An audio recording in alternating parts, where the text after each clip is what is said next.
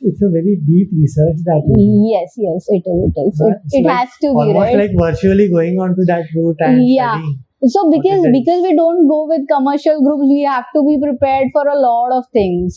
I start with putting down the dates one by one. Day one, what can we do? Day two, what can we do? How much can we trek in a day? So I'll start pinpointing things in the map. I read a lot of blogs before coming up with a final day itinerary. So when I start reading, I also start chalking down the meters. Maybe sometimes the distance is less, but the meter height gain is a lot. So sometimes it's like you can skip a camp, but you can't skip it technically because of the acclimatization issue you might have. When some people say they did it in 5 hours, that would be just one of the cases. On an average, the group takes how much time? So those kind of information helps me in planning, where my campsite exactly will be. So number of people is one variable, but the other variable is the number of days. So a lot of things that we take these days are thepla packets, which are like vacuum sealed, which are good for 6 months, or bhakris, or ready rotis, which are like again vacuum packed. And then the dehydrated gravies, which are like a 500 pack will become 100-gram pack. So that helps us a lot, reducing the weight. Maggie is our emergency food. It really worked because one of the days we had this snow blizzard. We couldn't see anything, but this guide was so experienced, he could take us through the whole thing. That. Yeah, through that. So when we couldn't see anybody, he could still take us to the right place. So things worked out. But then just imagine your guide running away. He has dinner with you, he agrees on everything, and then he just runs away in the morning. We may have all the backups or everything, but we may not have the knowledge of the terrain in and out like a guide does. It's always good to have an experienced guide. But now again, what happens is you don't always get an experienced guide, that kind of an experience that you are looking for. And you may end up with a guide who is not even as good as you. So finding a reliable guide has always been a trouble. अगर मुझे जाना है कहीं पे, समझो it's not a well known trail, मैंने कोई तो ऐसा एक ऑफ बीट ट्रैक ढूंढ लिया और मैं कहीं से गाइड मुझे रेफरेंस के तौर पर मिल भी गया, so then what qualities should I look into that guide and how do I actually investigate?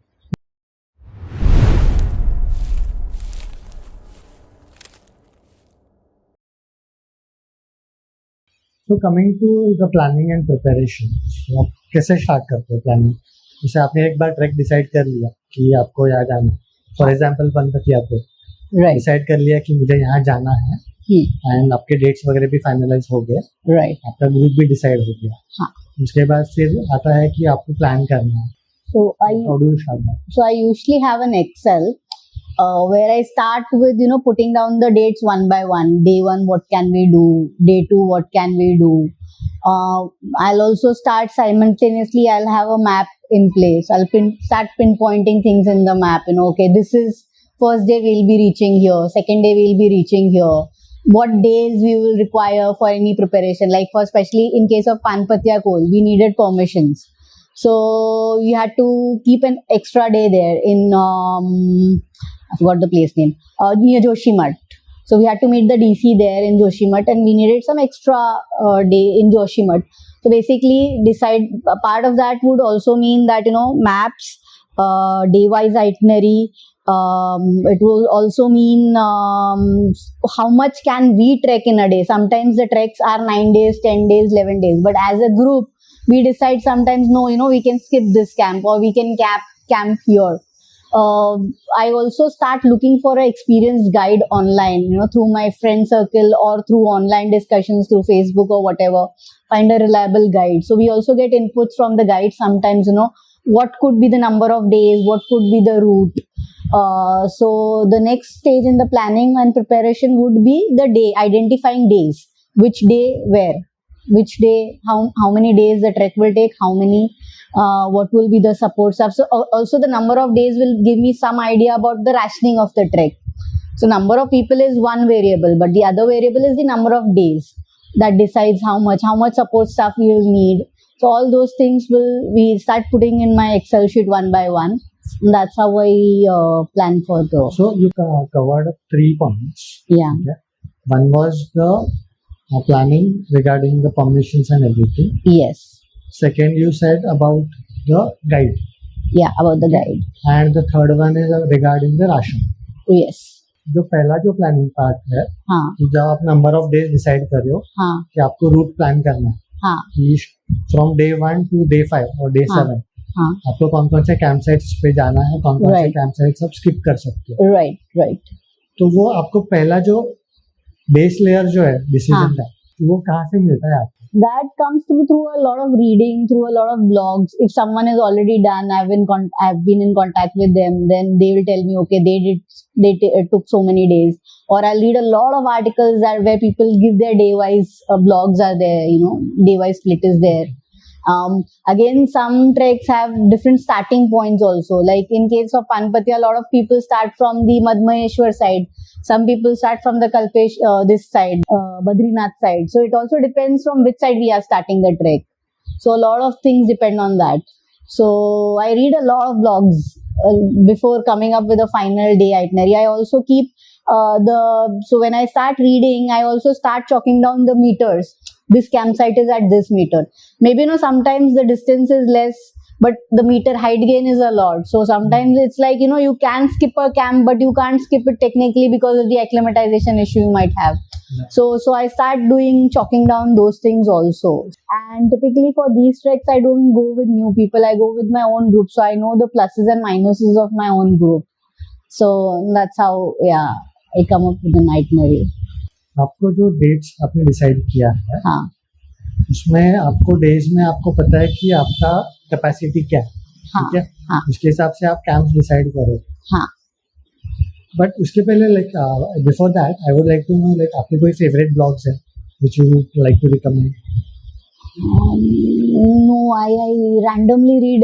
He's now no more. There was this Bangalore hiker called as Satya. I have read a lot of his blogs. He used to have some really good offbeat treks. So even for picking up a trek, I used to refer to his blogs. Okay. But yeah, now these days you find, there are loads of websites.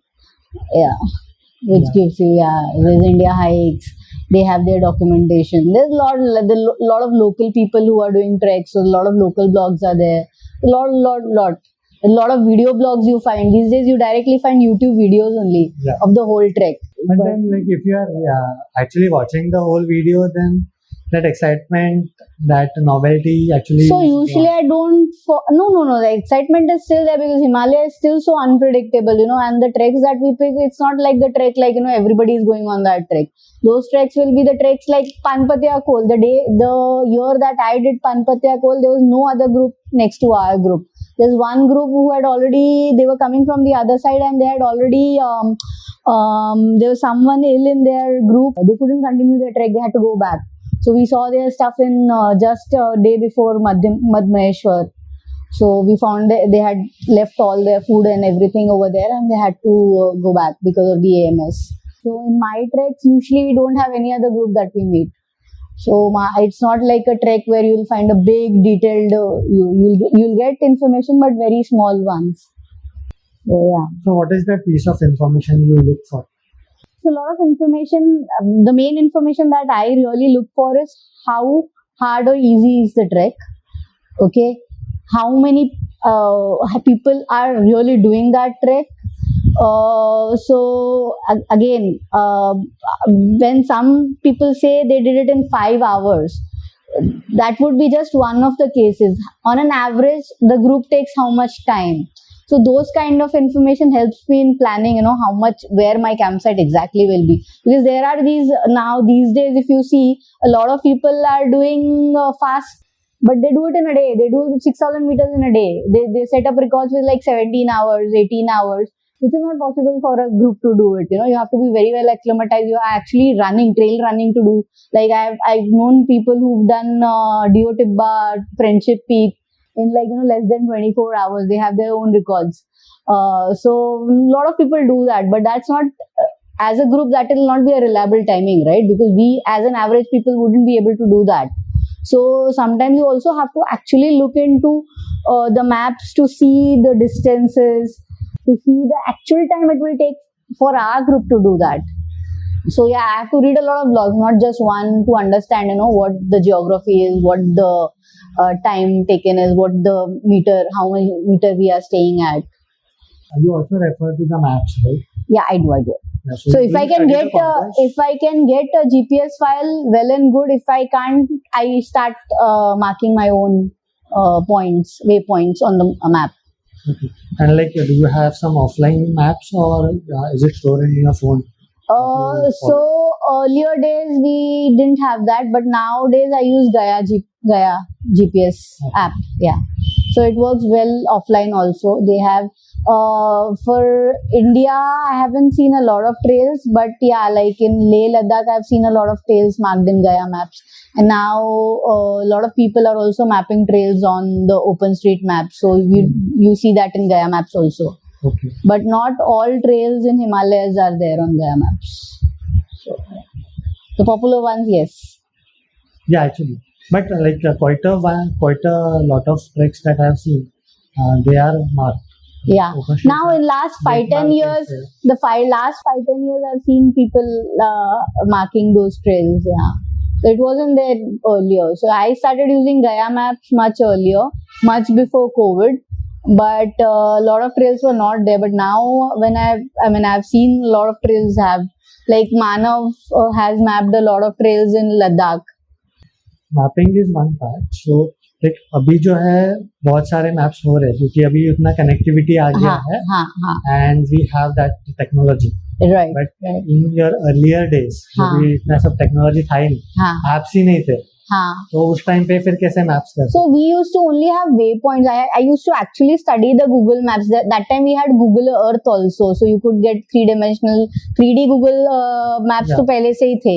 So we could get, and then there are terrain maps. So you get all that idea there. There are these websites which give you the open 1:50,000 scale का maps also.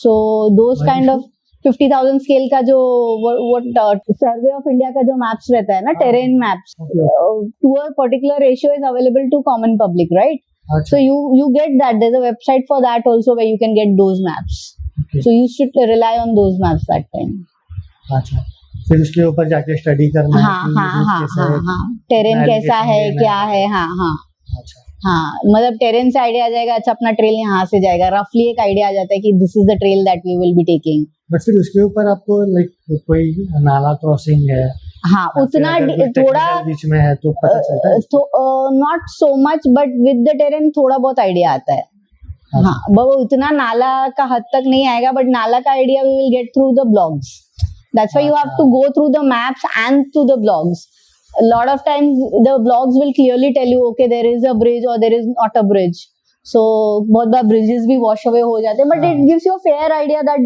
you will or will not find a bridge 90% times it works एक दो जगह पे it so happened that the bridges had been washed away also and then there are times when there are no bridges you have to cross the nala based on the timing like Pin Parvati Pass so if you have to cross the pass it seems you have to reach the point before 12 otherwise the nala swells and becomes very difficult to cross and in our time it's so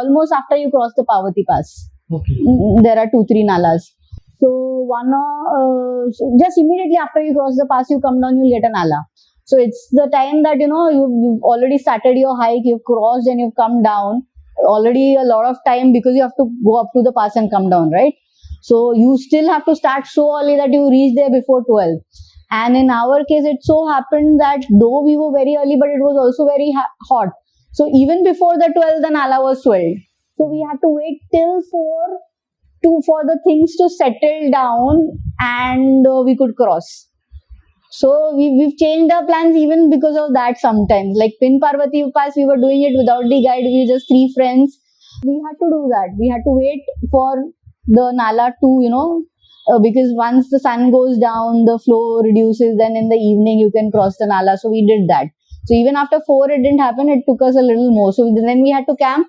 just after the nala crossing because we had lost the day we had changed our plans a little bit plus minus because of the nala crossings also so yeah that so makes it also makes sense so but all these things you get information from someone who's already done the trek in the past So a lot of times it so happens that one of my friends has done it, or maybe somebody else has done it. Then I send them emails. Okay, I see that you have done this. If I read a blog, I send them some questions. I see you have done this trek. So can you explain these? So whatever questions I might have that time, I'll send it to them. So a lot of communication through emails also happens with unknown people, for that matter. It's a very deep research that you do. Yes, it is. It's It like has to be, almost right? like virtually going on to that route and studying. So what it is. because we don't go with commercial groups, we have to be prepared for a lot of things, plus minuses. Yeah. So that was the first thing. Yeah. Second was guides. So finding a reliable guide has always been a trouble. We don't really find it. Some of these famous treks like Panpatya Col, Odin's Col, they have people have recommendations for guides, because there are people like for Panpatya, I had this guide who's been doing this hike alone since a long time. He's done that hike 10 or 12 times. Alone? Yeah. No, not alone. As in this guy has done it like with the groups a lot of times. He's a person who specializes in this hike, Panpatya Col, Guptkhal. So he's a guide for that particular trail only. So I got a recommendation from a friend. I actually messaged him. He was available during that period. Thankfully, it worked for him, and it really worked, because one of the days we had this snow blizzard.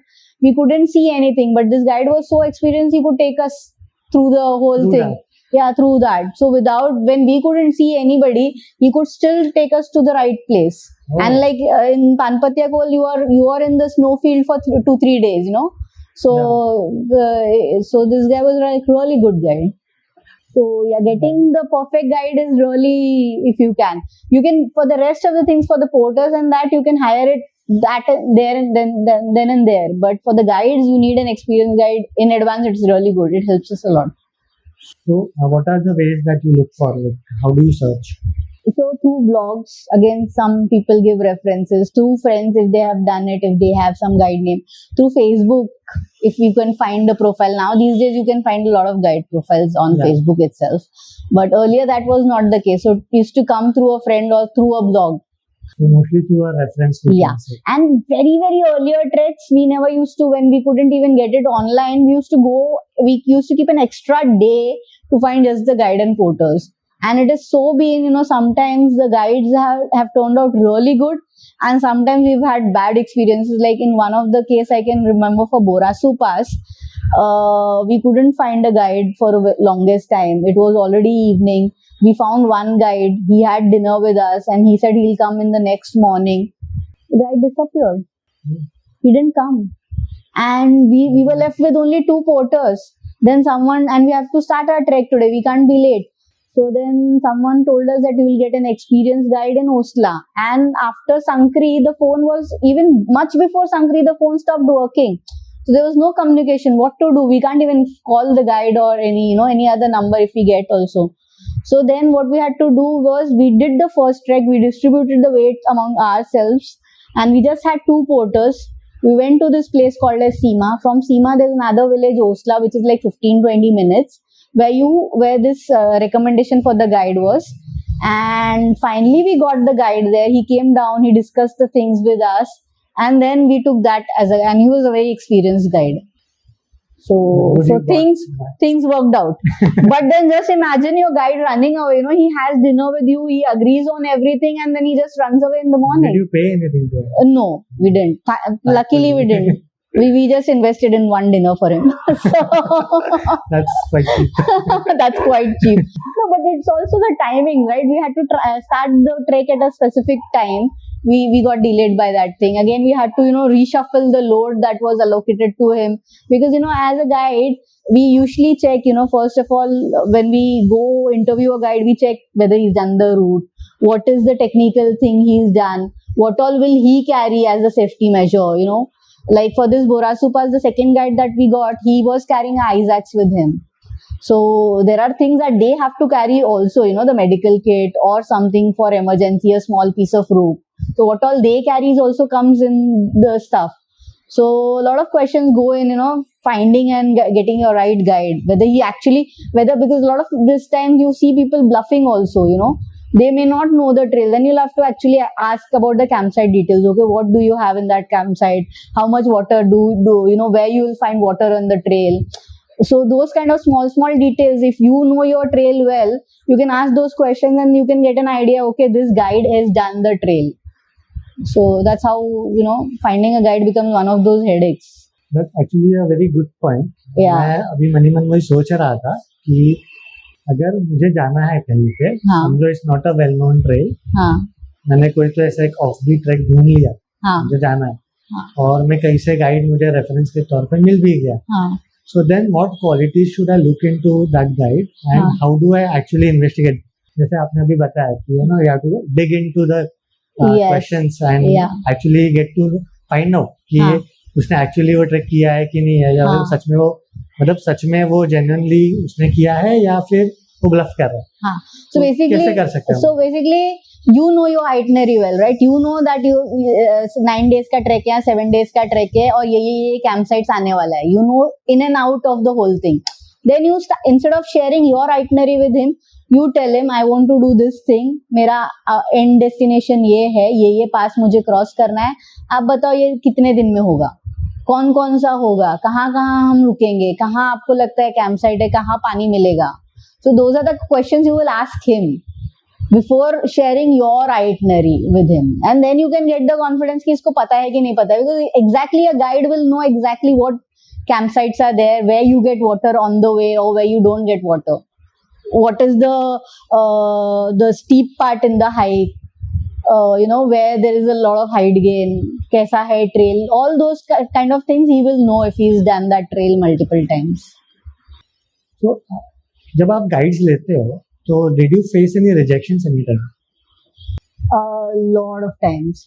Lot of times? Lot of times. मतलब क्या डरा देते हैं? So basically ना guides, they don't know you, right? They don't know your capability, how well have you trekked or not. So they are always skeptical to start with कि आप लोग ये कर पाओगे कि नहीं कर पाओगे. हर बार बहुत सारी चीजों में arguments होते हैं, not just how many days we'll be doing it, but a lot of things it happens. तो हमारे साथ तो बहुत बार ऐसा होता है, जैसे एक पर्टिकुलर ट्रैक में हुआ था, घिया विनायक पास we were doing. This is a trek between Kalpeshwar to Madhmaheshwar. People do it in 12 days. The average time is 9 days. So we had settled in for 9 days itinerary. We were doing the trek. Just before the pass, the day we were at Nandikund Lake, the weather got bad. The next day when we were starting the trek, weather ऊपर साफ पास दिख नहीं रहा था, clear नहीं दिख रहा था. So there was one of this out of the support staff. He was not very comfortable. It was his first or second time in the mountains. He's like, madam नहीं होगा, आज मौसम बहुत खराब है. So I'm like, नहीं, हम जाएंगे, अभी तक बारिश नहीं हो रही है, स्नो नहीं हो रहा है, हम जाएंगे, हम ऊपर जाके देखेंगे, नहीं हुआ तो वापस क्या आएगा, हम नीचे आ जाएंगे, यहाँ से वापस चले जाएंगे.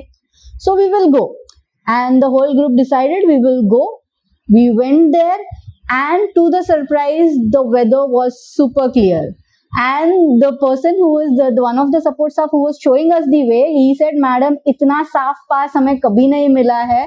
We easily crossed the Ghiya Vinayak Pass. It was one of those most beautiful things that day. It was really clear on the top. So ऐसे बहुत बार होता है कि गाइड इज लाइक, नहीं मैडम नहीं हो पाएगा, आप मत ही जाओ यहाँ से, ये ट्रैक मत करो, इतने दिन में मत करो, ये आपसे नहीं हो पाएगा, बट वो हो जाता है. So I think one thing I've always learned, where there is the will, there is the way. आप जाओ, हो जाएगा. But sometimes you can't even be foolish. आपको थोड़ा बहुत ये भी देखना पड़ता है कि वाकई में वेदर खराब है. So बहुत बार ऐसे friendship peak we had to abort, we had to come back. Cloud burst हुआ, पूरा बारिश चालू हो गया. This is the same time when Vyas Ravar ने बहुत सारा होटल्स ही डुबा के लेके गया था. We were at the summit camp that day. From the summit camp we came direct to Manali because we saw the rain. It didn't stop for a few hours. The whole evening it didn't stop. Morning we had to start the late night we had to start the pass. दिन से शुरू हुई थी बारिश, रात तक खत्म नहीं हुई. We were like still hopeful 5-6 बजे तक खत्म होगी, but नहीं खत्म हुई. We had to retrieve back. Next 2 दिन तक so guide ने पता भी किया था आजू बाजू से फोन करके कि वो वेदर साफ होने का कोई अंदाजा नहीं है. And when we came down we realized how bad it was. So sometimes you have to take that call, but not always, not necessarily always. So I think that comes with an experience. Right? Yes, Like, yes, if you yes. have enough experience, you can yourself take a call whether it is हाँ. actually doable or हाँ, not. but guide बहुत बार डरा देते हैं. But you have to be prepared for it mentally, you know, whether you will be able to do it or not. मुझे काफी बार animal life से डराया हुआ है. हाँ. मत जाओ, भालू है, मत हाँ. जाओ, ये हाँ. करके. नहीं, थैंकफुली हमें भी डराया हुआ है, हमें भालू दिखे हैं, बट थैंकफुली अदर वाली, never on my way. We have seen pug marks, fresh snow में पग मार्क्स दिखे हैं, but never on the way. तो भालू के लिए, लेपर्ड्स के लिए डराते हैं guide, but again like you know, you are not doing solo, right? आप ग्रुप में हो. Unless you are doing solo, yes you have to be careful, but अगर आप सोलो नहीं जा रहे हो तो then animal life, we have had a fox visit our tent. We've seen a lot of wildlife. So this fox thing was during the Baralachala trek, when we were going from Chandratal to Surajtal. In that trek, we had seen the fox had actually come to our tent for food. Then we've seen a lot of weasels, marmots, then bhalu, leopard. For the Black Peak expedition, there's this nice thing. So for the Black Peak expedition, there was no water apparently. The streams had dried up. So one of our friends, he went a little ahead to search for the stream on the top, if he could get some water. So there he saw a kill. तो किल वहाँ पे बकरी मरी पड़ी थी. आके उसने नीचे हमें बताया, हमारी बात हुई, ये वो. नेक्स्ट दिन वो चीज गाइड को पता चली, तो उन्होंने हमें बोला पहले क्यों नहीं बताया, हम बकरा वापस लेके आते थे नीचे. वो गए ऊपर बकरा लेने, and they spotted a family of snow leopard. I didn't go, we were playing inside the tent. So there were 3-4 people who went, they have a video of it, and they saw snow leopard. It was very close to our base camp, just ऊपर की पहाड़ी में उस snow leopard की family थी. So yeah, we've seen wildlife in our treks. Yeah. मेरा अभी ऐसे कभी क्लोज एनकाउंटर नहीं हुआ है. I've seen like a deer once on झंडी टॉप. हाँ. इतना ही है, बाकी भालू से कभी ऐसे दिखा नहीं है. आवाज सुनी है, पास में है, सुना है आवाज, देखा नहीं है कभी. भालू कभी भी टेंट के बाजू में नहीं आया, इतना I know. If they have food, if going in the right season, भालू नहीं अटैक करता. भालू यूजुअली विंटर मंथ्स में जब उसको खाना नहीं मिलता है, it comes towards the village. So yeah, there've been times we've been scared also. Nag Tibba में हमें बोला था भालू आता है. एक उसमें जहाँ पे हम रह रहे थे वहाँ पे तो अंकल के ऊपर अटैक भी हुआ था फार्मिंग के टाइम पे. So इतना सब हुआ है, but then we were okay. I mean हमें तकलीफ नहीं हुई थी. नाग टिब्बा में just 2 of us. So yeah, but since this is very close to the campsite, it was okay. Before coming to the third part, one thing that I would like to ask, like, what do you recommend? Some people, they also want to explore on their own, not taking a guide with them. Abhi to I think Himalayas mein, Uttarakhand, Himachal mein, they have made it compulsory that you have to have a local guide with you. You cannot trek with them. But still there are some people who attempt a trek without a guide. They want to explore on their own. अगर ऐसे कोई बड़ा track है, बड़ा expedition है, 5-7 days का, 10 days का, तो what is your recommendation? Should we go without a guide? Is it recommendable, or like having a guide is a must? Again, it's a very subjective thing. I personally don't do hikes in Indian Himalayas without a guide. I recommend taking a guide because they are very good in knowing the terrain. Sometimes the weather plays a very important part in Indian Himalayas. If the weather goes down, we may have, or maybe the phone battery is gone. We may have all the backups or everything, but we may not have the knowledge of the terrain in and out like a guide does. So usually it's always good to have an experienced guide. But now again, what happens is you don't always get an experienced guide, that kind of an experience that you are looking for. And you may end up with a guide who is not even as good as you. उससे ज़्यादा experience हमको होगा. so it become very, if you can get an experienced guide for most of the trails, most of the things that I have done it with the guide. Pin Parvati was the only exception, which was a big trek. I did without a guide, but again we were 3 people who have been into mountains for a very long time. We know the ins and outs. I had the entire GPX file with me. We're carrying a lot of backups, and we also know when to stop and turn back if you don't. That is very important. So I wouldn't recommend for a person who doesn't has years of experience to do anything like that without a guide. So if you have good enough experience, in spite of having good enough experiences, there have been cases even in Pin Parvati Pass where people, even the foreigners, have got lost or have been killed or whatever reason, I don't know. Yeah. The locals who say that, there have been people who have been killed, not just lost. So I don't know, could be animal, could be some rivalry, could be anything. But there have been deaths in Pin Parvati Pass a lot because of AMS or because of a lot of people getting lost or because of multiple reasons. If it's a 3-day trek, like you said, like I did Kareri Pass with my cousin. So it was just a 2 or 3 day hike. So we did without a guide. It's a trail that has been used by multiple people. You will see every time people going up and down. Every few hundred meters, you will see a tea stall. It's a very popular trek. Harkidun. You'll see a lot of villagers going up and down. So you can do it on your own again, but I'll not, even if you do it without a guide, I'll still advise you to take someone with you. Solo in Indian Himalayas, I don't recommend at all. Very clear on that. Solo tour, definitely. Even I will not go. So solo, I don't. Without guide, a few trails, I will say we can do it. But again, big expeditions, guide, like something like Panpatya Kol, for that matter. Without guide, I wouldn't do it, or I wouldn't even recommend it. I had attempted one solo. Yeah. But right in the first 30 minutes, I was stopped by the locals. Okay. Yeah, for the animal trek. So they were like, आगे हो सकता है, अकेले मत जाओ. And then my thumb rule is always like, listen to the locals. Yeah. Because like they have the experience, they know what the local situation is. So why to risk our life for one trek? So this remember I mentioned that I read a blog of this Bangalore hiker Satya. So Satya apparently was a solo hiker. A very good hiker. He used to have his calendar planned well in advance. You knew what he was going to do. He died, nobody knows how. His body was found in a car in Manali somewhere, or somewhere on the, I don't even remember the details exactly, but his body was found in a car or something like that. And he was like one of those very experienced hikers. This is just one of the cases. I've heard a lot of those cases. When we go, we talk to locals, we come to know, the cases that have happened in the valley or nearby. So even that kind of a communication is also very important. Yeah.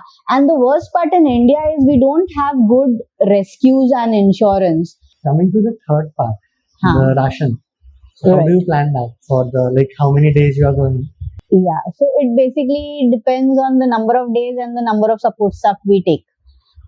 We ideally try to keep the support staff less because that's how ration calculation goes, exponentially if we take more support staff. So what we do is number of trekkers and the number of support staff will help us decide in the ration. Because each support staff carries around 20 to 22 kgs. We also carry some of our own load. Some emergency ration is in our bag also. So based on that, we come to a calculation that how many support staffs we'll need roughly. So we take, say suppose for Panpatya Kol, it was a 9-day trek. We take 1 or 2 days extra. And say we were 3 of us, and there's 1 guide and 2 support staff. So there were 3 of them and 3. So there were 2 tents basically. So based on the tent weight, the ration weight, we finally came to a conclusion that 2 support staff will be able to carry it. It was less than 40 kgs. Now recently there's a lot of dehydrated food that you get. That reduces a lot of weight. The MTR packets are not dehydrated, right? So it is actual weight of what you're carrying. So a lot of things that we take these days are thepla packets, which are like vacuum sealed, which are good for 6 months, or bhakris, or ready rotis, which are like again vacuum packed. And then the dehydrated gravies, which are like, a 500 pack will become 100 gram pack. So that helps us a lot, reducing the weight. Okay. And do you get these easily? Yes, we do get this easily. Now these days there are a lot of companies in Mumbai itself who dehydrate it for you also. So say if you have a specific diet, you can make your own food, go to them, they'll dehydrate the packet for you. So they also do that. You don't go for Maggie. Maggie is our emergency food. Emergency. We'll always have 2 or 3 big packets of Maggie because you never know when, how much days the weather is bad and you have to stay back. So Maggie has always been there, but it's always been the emergency food. As a backup. Yeah, because it's also lightweight also, right? So you keep it till the end. It goes on till the end. Yeah.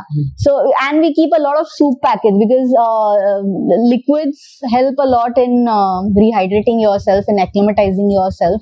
So we do keep a lot of soup packets also.